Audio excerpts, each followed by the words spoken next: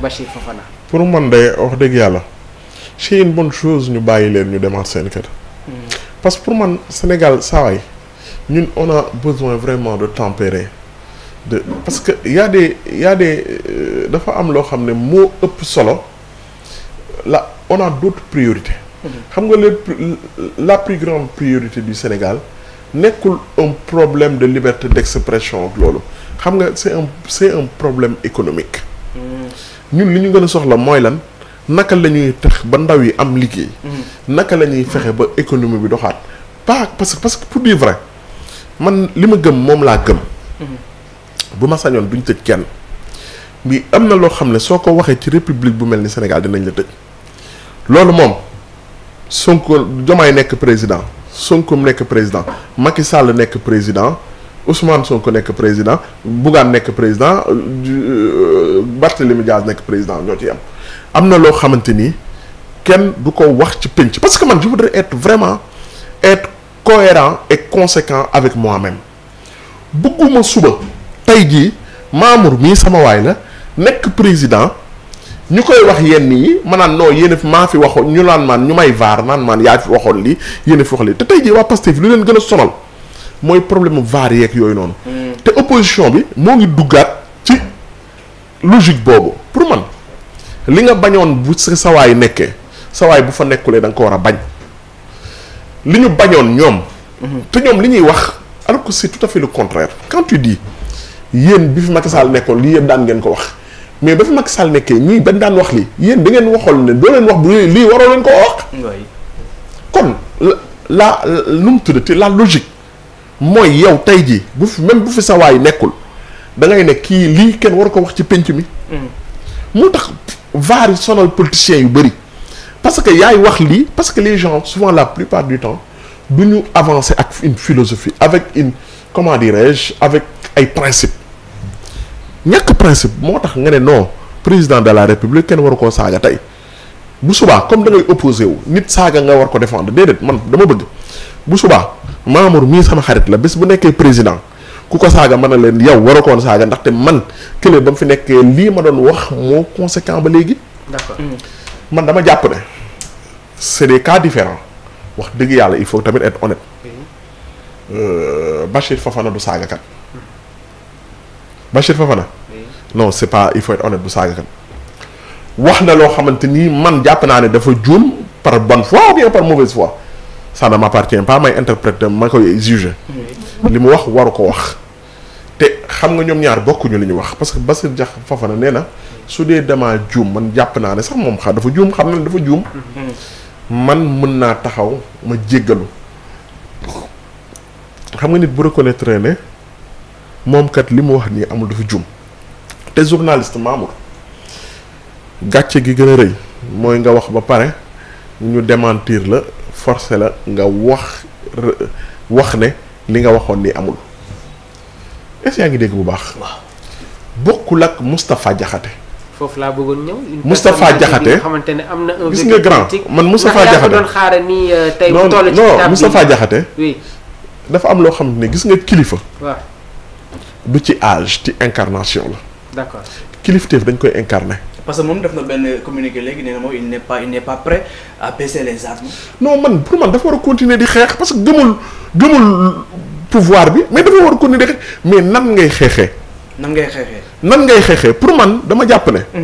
wax ay saaga yoo xam ne dafa ñàkk parce que gis nga nag dafa am wax yoo xamante ni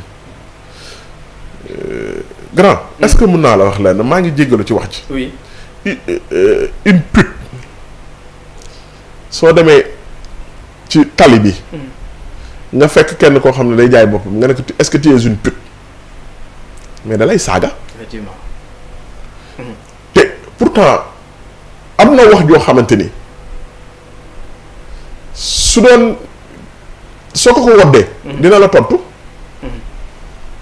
am na ñoo xam su ma la waxee neen ñiy làkk français su ma la waxee koo xam ne dañ ko tuddee yéen maa ngi jégalu ci wax ji tamit ñoom bu ñooy dégg ñoom maa ngi leen jégalu. c'est une pute nga ne ko c'est une fille de joie ñi dégg tubaab xam nañ li ma la wax.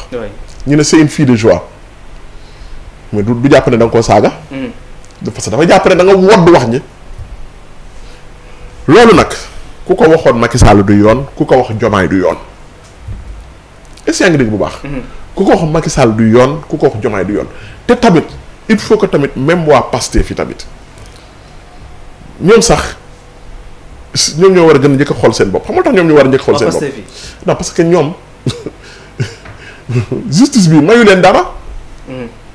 bu doon dañ man waxoon naa leen j'étais convoqué au niveau de la cybercriminalité. Je vais un peu taire son nom. justice bi mayu leen dara c'est-à-dire. mais à chaque fois bu ñu leen war a jël dañ leen jël yóbbu leen tëj leen ci kaso bi. daa ko c'est la convocation. ah. oui. man bi ñu ma convoqué. ma ñëw sur une affaire. mooy wax ak waa ji ba pare fekk ma àndoon ak madame. ki doon dégg foofu xam nga lu mu wax. ma koy tooñ naan ko ñii moom ñii ay pouvoir lañ. ma ne ko man moom duma pouvoir man je suis équidistant ma koy tooñ mu naan man waa Pastef fii de moom moo wax de barki alxuraan nag billaahi wallaahi waa Pastef fii de ñoo war a gën a moytu ndaxte ñii nekk au pouvoir mësuma gis ku fi woote ñaan intervention sur un cas billaahi wallaahi wa taala yàlla rek a tax may wax mu ne kon ñoom war nañoo moytu bu ñu yaakaaree ne ñee dañ leen di défendre ñii la ñaanuñu intervention ci benn mësuma gis sama benn collègue bu ne ma diw woo na ma comme nam daan amee auparavant di ñaan intervention ci ay cas. donc moo tax Khalifa rapport di métti lu moom. waaw. Khalifa c'est un ami. waaw foofu Abdourahmane brèche la waaw. Khalifa c'est un ami man Khalifa ça doit faire plus de 15 ans on se connaît. sama booy la Khalifa sa koy gis nii mu kii mais booy la ñoo doon ànd te maa ko mag xam nga Khalifa il a le champ chaud te ku koy jàppale tamit man da nga koy wax ne ko Khalifa nekkatoo léegi kilifa nga sa kër yaa ko jiite sa papa bi fa nekkoon sa papaam moo ngi ci dëgg maa ngi fen mu doon koo xamante ni ku baax li ko nit ñi di seede man mën naa ci xam dara à chaque fois que j'avais une affaire nit ku su ma woowee ne ma damaa soxla avocat aw ma xaalis dama koy wax wowal Khoureychi Ba parce que day défendre nit ki te du ci laaj 1 franc am na avocat yoo xam ne soo leen woowee rek dañ lay laaj xaalis mais bëri na ci ñoo xamante ni wax dëgg yàlla tamit duñu la laaj dara moom ci la bokkoon mais léegi kooku soo amee kër am sa soxna am ci kii dafa am yoo xamante ni yenn risques yi waratoo ko jëlati. nga nekk parti au pouvoir rek nga bañ a nekk parti au pouvoir waratoo ko jëlati grand man xeex naa ak Abdoulaye Wade manifesté naa mais am na foo yegg ci âge ak ci responsabilité da ngay xam ni ngay xeexee. il faut se battre avec la tête pas avec le cœur. Très bien. du xol moom nag loolu laa koy wax man dama koy ñaanal yàlla na ko yàlla génnee parce que wax dëgg yàlla Khalifa. le manque de soutien. c'est quelqu'un est-ce que xam nga ne Khalifa nag. waaw c'est pas wax ji nii. Khalifa c'est pas quelqu'un de méchant.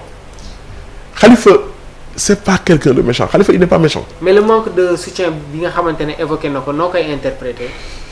bon xaw ma exactement yan relation la amoon ak Ousmane Sonko nee na Ousmane Sonko ñoo la seet si Azura.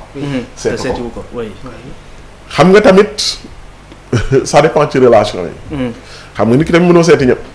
mais est-ce que ñoom ñaar amoon nañu relation boobu c'est des choses parce que xam naa ne moom Ousmane Sonko amoon na ko ak papa ji.